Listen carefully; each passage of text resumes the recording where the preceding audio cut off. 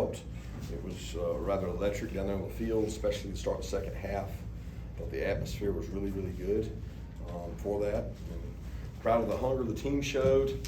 I thought we're really aggressive and played faster, especially on offense, and just looked to be in rhythm a lot better. And really proud of those guys, 6 for 6 in the red area. Did a lot of things better. Could have played better on defense. I give UAB a lot of credit. They did a good job. The offense coordinator, offensive line coach are good friends of mine, and they're really good football coaches. They had a good plan there, but the score before the half probably hurt us the most. But I really was just proud of the way our guys played. So I thought we got better this week, and that's the goal. Like our hunger and our hungry theme for this week was be hungry and hungry to get better. Not just hungry to go beat somebody, but be hungry to get better. And I did think the players tried to get better this week. Congratulations on a 100th win. I mean, that's the 85th win in 100. Yeah, I wish it was 100 for 100. Yeah. But hey, it's a pretty good clip anyway. Was that acknowledged in any kind of way at the end of the game in the locker room? Nah. On to the next, Chip. You know how that goes. It certainly takes an unbelievable organization, university, athletic department, President Moorhead, Greg, Josh. I mean, all the guys that have been involved in this program make our job much easier by supporting us. And the fans and the people that pay for the tickets and pay for the facilities. We wouldn't have 85 wins out of 100 if we didn't have the organization we have. I mean, the people I work with every day, from Jones Jennings to Bryant Gant to Scott Sinclair, it's just incredible. So couldn't do that without all the people, including Claude. Coach, what was the key to the turnaround in the red area this week? I just think it just happens like that sometimes. You know, I'd love to say it was a perfect call or a perfect play, but I mean, you don't ever control it early in the year. You know, there's not enough opportunities to really measure it. So I told the players, I said, look, guys, all it takes is 3 for 4, 6 for 10 in third downs, and all of a sudden you flip the script because there's just not a lot of data opportunities. And I thought we did that on offense tonight. 10 of 13 third down and 6 of 6 in the red area. So that'll get you well quick. Coach, how have you seen Carson Beck's confidence grow over the past few weeks? Well, I've never seen his confidence not grow. Like he's a confident kid. You know, I think experience brings confidence, and he's gotten some experience, but he didn't lack confidence. That's just not his DNA.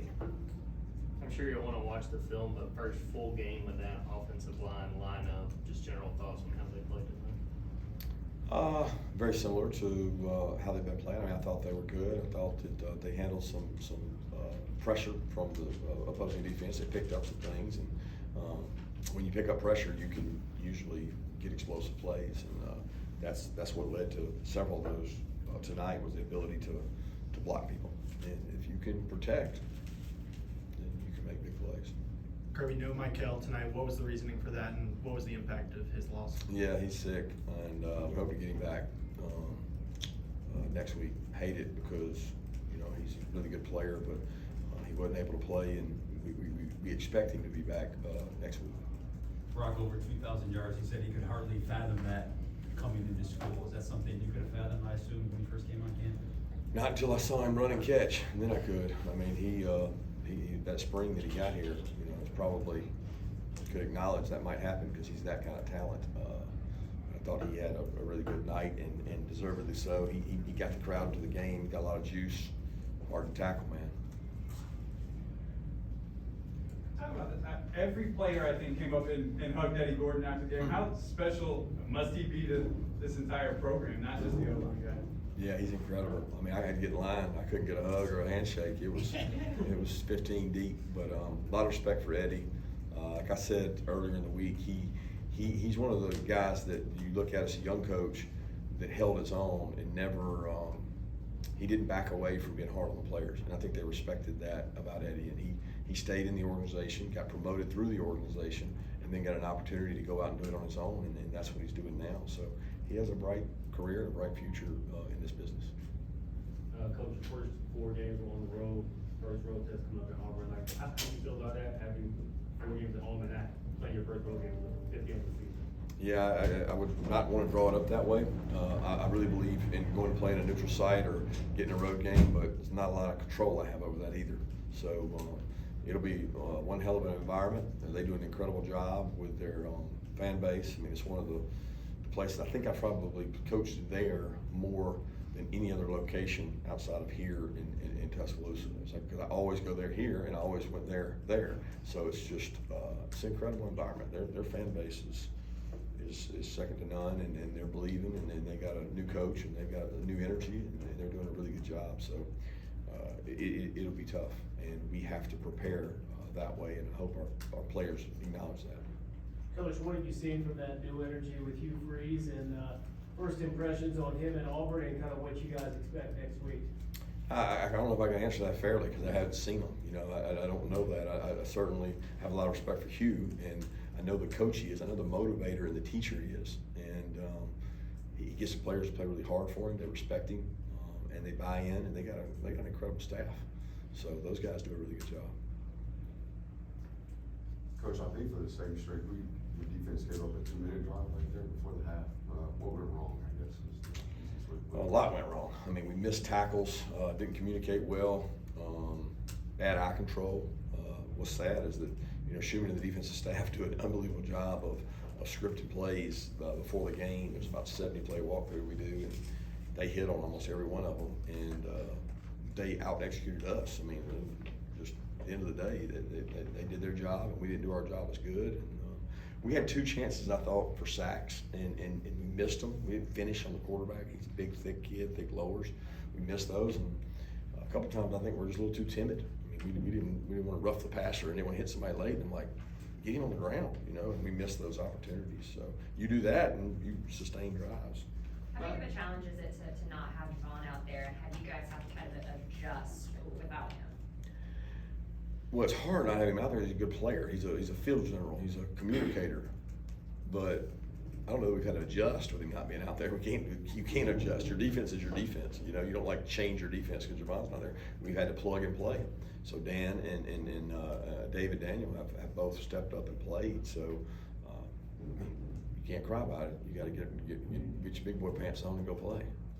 Kirby, I know you guys have a certain standard that you want to play to. How close do you think you guys are getting to, reaching that?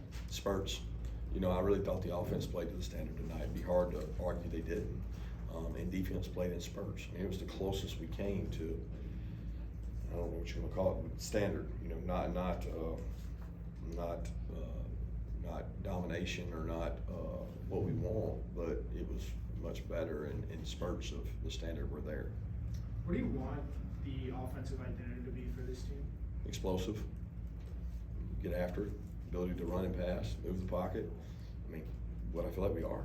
So like I told y'all all along, I'm very pleased with the practice, the organization, the plans, the what they do. It's been good. It's been great. I got no complaints. I wish we were a little healthier, you know. And I don't think people acknowledge the difference in Darnell, Kenny, Roderick. I mean, there's a lot of dudes. Ladd, not out there. Kendall. I mean, there's a lot of people missing, and these guys don't stop and complain and whine about it. We find a way. I mean, as a coach, you have to be agile, mobile, and you've got to be flexible. So it's what we've had to do.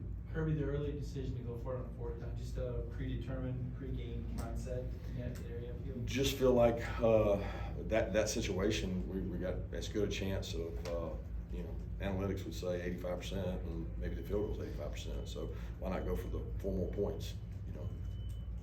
Coach, you have Brian, you talked about Kendall being out, 2 of your top 3 running backs. Was that kind of why it was more pass heavy in the beginning of the game? They didn't have that ready? I don't know if that had to do with it. I feel good about Dejon, Dylan, Cash, and Andrew. I think it's more about how we wanted to start and what we wanted to do and what the defense gives you. What was the explanation you got on that defensive penalty when it looked like they jumped and they called it on Georgia?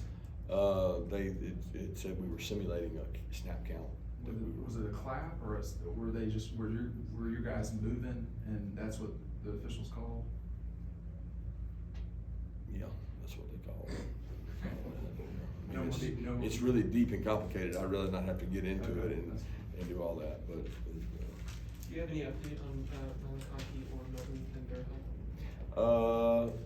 The only update is they weren't available today, and I'm hopeful to get them back. I mean, I don't know what to tell you. I mean, Kendall was not like a game time decision. We didn't feel like he was healthy enough to go.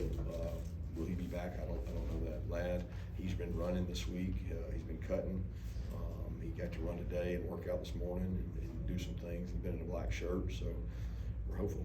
You had a late night game. Did you have an opportunity to catch any of Oregon, or will you talk to Dan or send him a message or anything out of that game this afternoon? No, I hadn't seen any really other games than what was on the screen of ours. I mean, I hadn't seen any other games. Not having all those offensive players you named, the guys that are in the NFL and the guys that are banged up, how important is it to have two guys like Brock and Marcus that can help a young quarterback like Carson?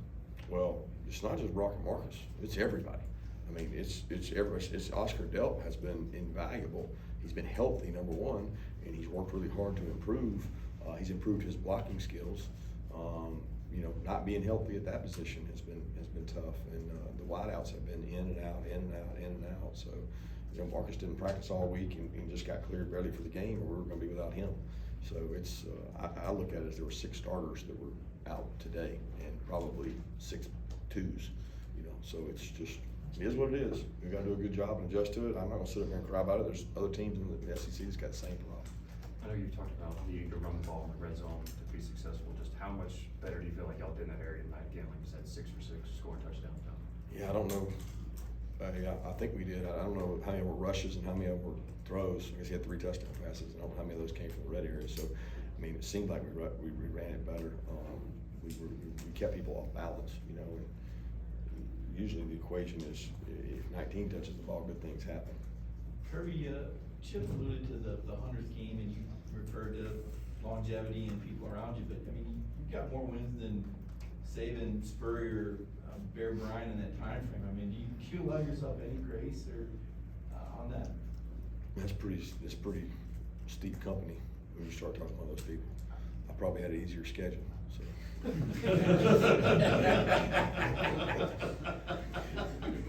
Coach, you mentioned the last 2 weeks, both teams bringing some pressure. Is that both of those teams' identities, or is pressure something you think you guys might be getting the rest of the season? Yeah, I think it's a little uptick. I mean, I think South Carolina probably did about as much as they do, to be honest. They were a pressure team. These guys probably copied some of that and did a little more than they normally do. And, hey, I'm all about it. You know what I mean? Like there's nobody that works as hard as we do in the country picking it up. If you pick it up, there's explosives out there, and you got to be able to do that. With the offense, very first play, Carson hits Dom, I think almost 30 yards. How big of a boost do you feel like that was immediately? Kind of have a big play, get everybody going. I think it's great. It was awesome. I wish that we had the other ones that were there. You know, we had several other we left on the field, and we worked really hard on those plays. And you know what? It's gonna come together, and it's just a matter of when. And we work really hard on those explosives. Right now in the SEC, the most unique stat there is plus or minus ratio on explosives versus plus or minus ratio on turnovers. And you would think turnovers are greater indicators, but explosives are greater indicators of win-loss, of how much more you're explosive than your opponent. So you got to find ways to be explosive. Is there anything more harmful than special teams turnovers? Any turnovers, like what's the difference in a special teams turnover and a offensive turnover?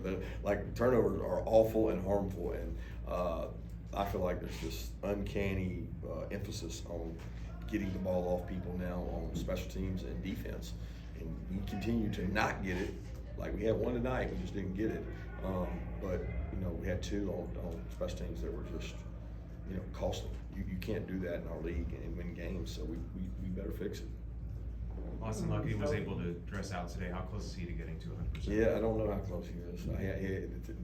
The clearance was like, okay, he's back, he's running, he's doing routes on air, he's in a black jersey, he hasn't hit anybody. All right, tonight, took another step, and he ran this morning hard. I mean, we want to get him ready. We're hopeful he's ready to go, but it's also, man, has not practiced football in 6 weeks, so that's hard. Even when he's healthy, you've talked about having to rein Lad in from working too hard. How tough has this been on him mentally to not be out there? And do you have to calm him down and try and get back? He's right out there, man. This dude is on the sideline right by me, high-fiving me, talking to the players. I mean, he is a gym rat to the word. It's killing him not to be out there. And I can only imagine if that's I forget what year it is for him, 3rd, 4th year in the program, and you're just, you know, you're not able to go out there and help, and it's all he wants to do, so, that's been hard on him, and, you know, hopefully he gets healthy enough to help us. What'd you see from the young quarterbacks tonight, Coach? You know, I wanted to be able to do more of those guys and go in and play, but with the injury situation, in any other year, we'd be like out there playing, you know, being aggressive, running the offense, but it's like, well, I can't put him in because he's the only guy I got. He's the only guy I got. If I lose him, I don't have anybody. So you're trying to make a decision as a coach. Do I get to develop the quarterback and leave the twos in, or that kid might need to play next week? So that's frustrating that we don't get to go out there and do more with them. But you know, I thought Brock had a good drive in there, and you know, Gunner had a tough situation right there on the bootleg, but he's going to make a nice run on the draw. Let's take two more questions. When it comes to the explosive plays, you guys had just under 600 yards tonight, and it was noticeable the amount of yards after the catch, yards after contact. How much dangerous does it make your offense when you have guys who can make plays like that on the outside, especially getting that hidden yardage? Yeah, if they're clicking on all cylinders, look, I think we've got a good defense. I mean, I don't know if it's great, but we've got a good defense. And there were times this fall camp that I mean, we struggled, that they were explosive, that they were getting after it, and when they're in rhythm, they're good. You know, now we've also rolled some eggs out there and not looked real good at times. So I know what they have the potential to be. It's will they realize that and execute at a high level. Last question, anybody? Coach, I saw right before the game, you had some words with Warren Brinson right as you guys were walking out the tunnel. What message do you want to send to a guy like after going out on the field like that? Well, he got an opportunity. I think he started tonight. I'm not sure, and I told him that he'd earned it and that he should go out and play with confidence because he's been in this program a long time and he works really hard. And I've been really proud of his work effort. Work ethic has gotten so much better. And just told him, hey man, you earned this. Go enjoy it. Thanks. Thank you.